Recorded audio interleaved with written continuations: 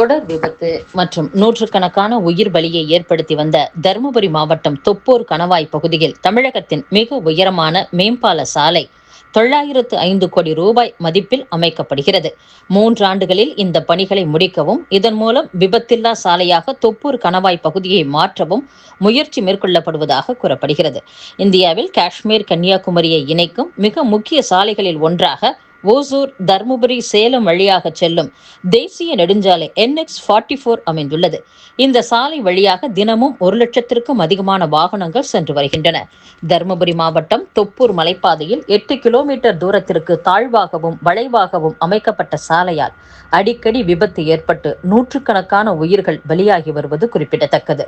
இதையடுத்து கடந்த 2022ஆம் ஆண்டு முதல் சாலையை முழுமையாக ஆய்வு செய்து விபத்தில்லா சாலையாக மாற்ற தேசிய நெடுஞ்சாலை ஆணையம் முடிவெடுத்தது. விபத்துகளை தடுக்க உயர்மட்ட மேம்பாலம் அமைக்க 905 கோடி ரூபாய் நிதியை மத்திய அரசு ஒதுக்கீடு செய்தது. தருமபுரி சேலம் தேசிய நெடுஞ்சாலையில் உயர்மட்ட மேம்பாலம் அமையும் 6.60 கிலோமீட்டர் சாலையில் இடதுபுற வளைவுகள் இன்றி விரிவாக்கத்துடன் 3 வழி சாலையாக அமைக்கப்பட உள்ளது. தமிழக சட்டசபை திமுக தலைவராக தேர்வு செய்யப்பட்டுள்ள உதயநிதி ஸ்டாலின் தமிழகத்தின் எதிர்க்கட்சி தலைவராக உள்ளார். தமிழக சட்டப்பேரவை தேர்தலில் 108 இடங்களில் வெற்றி பெற்ற தமிழக வெற்றிக் கழகத்தின் தலைவர் விஜய் முதல்வராக பதவியேற்றுள்ளார். இந்த தேர்தலில் திமுக 59 இடங்களில் வெற்றி பெற்று பிரதான எதிர்க்கட்சியாக உருவெடுத்துள்ளது. அக்கட்சியின் எம்எல்ஏக்கள் கூட்டம் சென்னை அறிவாலயத்தில் நடைபெற்றது. இந்த கூட்டத்தில் சட்டசபை திமுக தலைவராக உதயநிதி, துணைத் தலைவராக முன்னாள் அமைச்சர் KN நேரு, கொறடாவாக முன்னாள் அமைச்சர் ஏவா வேலு ஆகியோர் தேர்வு செய்யப்பட்டனர். இதற்கான அறிவிப்பை திமுக தலைமை நேற்று வெளியிட்டது. இதைத் தொடர்ந்து எதிர்க்கட்சித் தலைவராக உதயநிதி பொறுப்பேற்றுக் கொள்கிறார்.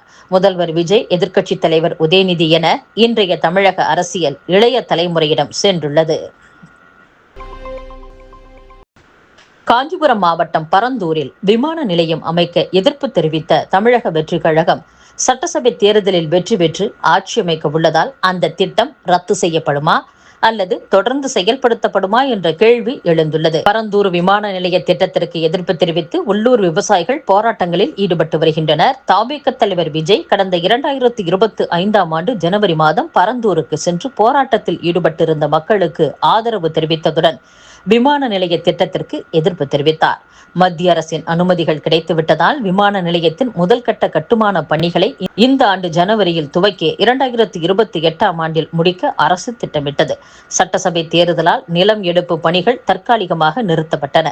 தேர்தல் முடிந்ததும் கட்டுமான பணிக்கு தகுதியான நிறுவனத்தை தேர்வு செய்ய டெண்டர் கோருவதற்கான ஆவணங்கள் தயாரிப்பில் அதிகாரிகள் ஈடுபட்டு வந்தனர். சட்டசபை தேர்தலில் தவிக அதிக இடங்களில் வென்று ஆட்சி அமைக்கிறது. எனவே பரந்தூர் விமான நிலைய திட்டம் ரத்து செய்யப்படுமா? சென்னை வளர்ச்சிக்கு புதிய விமான நிலையம் அவசியம் என்பதால் ஏற்கனவே மத்திய அரசின் அனுமதிகளை பெற்று நிலமும் கையகப்படுத்தப்பட்டு வருகிறது.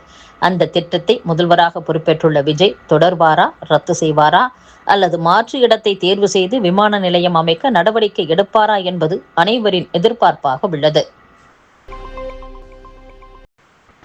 தமிழக வெற்றிக் கழக தலைவர் விஜய் நிச்சயமாக 100% நல்லது செய்வார் என்று நம்புகிறேன் என திமுக முன்னாள் மத்திய அமைச்சர் மு.க. அழகிரியின் மகள் கயல்விழி தெரிவித்துள்ளார்.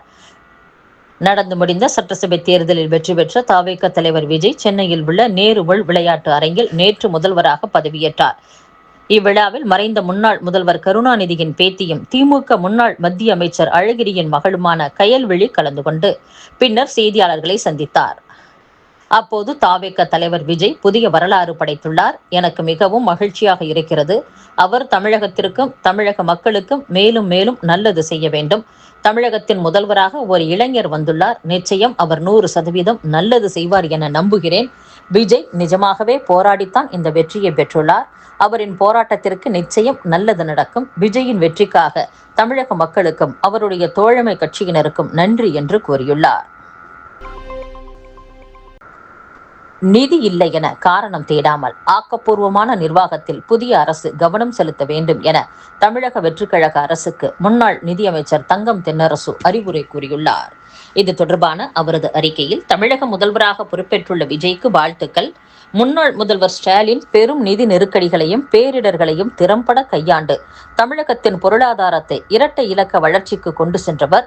அதை சான்றாக கொண்டு மாநிலத்தின் கடன் அளவு அனுமதிக்கப்பட்ட உச்ச வரம்பிற்கு உள்ளேயே இருப்பதை உணர வேண்டும். முன்னாள் முதல்வர் ஸ்டாலின் சுட்டிக்காட்டி இருப்பதைப் போல நிதி இல்லை என்பன போன்ற காரணங்களை தேடாமல் ஆக்கப்பூர்வமான நிர்வாகத்தில் புதிய அரசு கவனம் செலுத்தி தமிழகத்தின் வளர்ச்சிக்கு பாடுபடுவதே சரியாக இருக்கும் என்று தங்கம் தென்னரசு குறிப்பிட்டுள்ளார்.